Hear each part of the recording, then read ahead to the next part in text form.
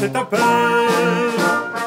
gloire à toi Napoléon, génie de notre nation, sonnez bien pour honorer le plus grand du monde, Napoléon,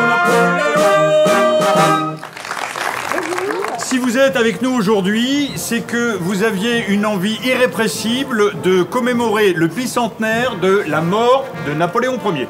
Et quand on célèbre Napoléon, célèbre-t-on l'homme de guerre, souvent comparé à un tyran, ou l'homme qui nous a laissé un héritage monumental en seulement 10 ans de règne?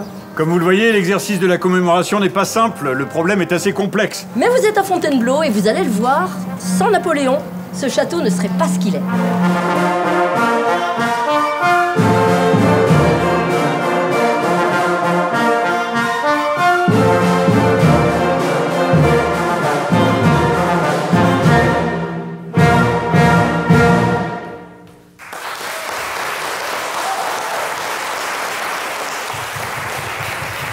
Alors bon, vous êtes entré dans cette salle un peu n'importe comment, faut bien le dire. On va essayer d'en ressortir avec un petit peu plus de tenue.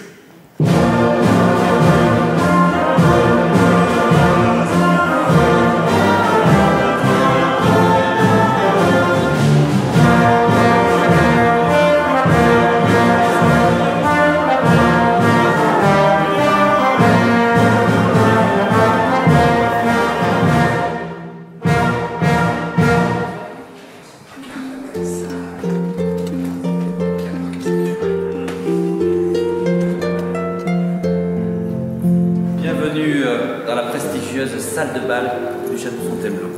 Cette salle absolument remarquable n'est pas tout le temps restée une salle de bal. Au fil des décennies, elle a changé de fonction. Sous Louis XIV, elle est vaste, elle est commode pour devenir la caserne des gardes suisses du palais.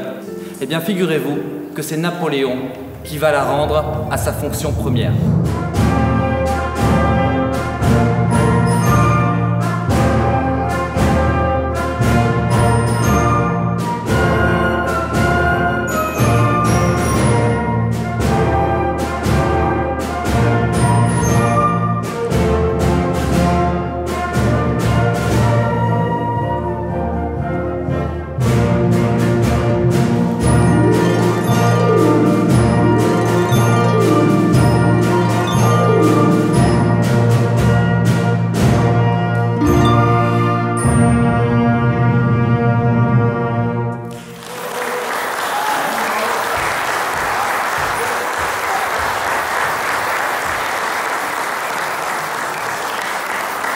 Napoléon et Beethoven ne se sont jamais rencontrés, pourtant ils ont vécu à la même époque. Le compositeur allemand était fasciné par l'idéal de la Révolution. Il veut alors composer une œuvre grandiose, une grande symphonie, qu'il veut dédicacer à l'homme qu'il admire le plus, Bonaparte. Mais en 1804, alors qu'il termine son œuvre, ses espoirs sont soudain balayés. Napoléon se fait sacré empereur, bien loin des idéaux de la démocratie qui plaisent tant à Beethoven. La légende veut alors que le compositeur raye avec rage le nom de Bonaparte de la partition, allant même jusqu'à trouer le papier. Quant à nous, la rencontre entre la beauté d'un lieu chargé d'art et d'histoire et la force émotionnelle de la musique jouée par ces jeunes musiciens nous semble plus fort que tout discours ou mise en berne de drapeau.